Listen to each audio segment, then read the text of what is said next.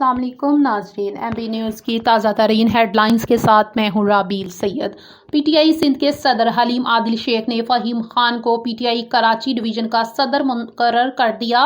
کراچی کے صدر راجہ اظہر کو پی ٹی آئی سندھ کا سینئر نائب صدر مقرر کر دیا گیا۔ حلیم عادل شیخ نے کہا ہے کہ راجہ اظہر کی سفارش پر فہیم خان کو کراچی ڈویژن کی صدارت سونپی گئی۔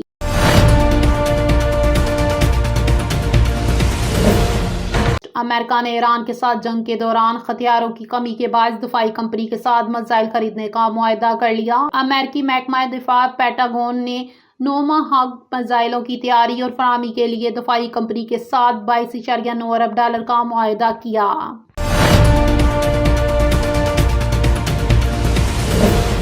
سعودی عرب میں جاری انٹرنیشنل فلکن برانڈز آرکشن 2026 میں سال کا سب سے مہنگا باز 13 لاکھ سعودی ریال میں فروخت ہوا، جو کہ اس آرکشن کی تاریخ کا دوسرا مہنگا ترین شاہین ہے۔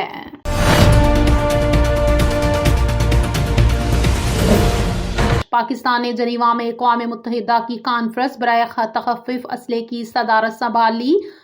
پاکستان کی جانب سے ایڈیشنل سیکرٹری برائے arms control and does armament و ترجمان وزارت خارجہ سفیر طاہر حسین اندرابی کانفرنس کے اجلاسوں کی صدارت کی۔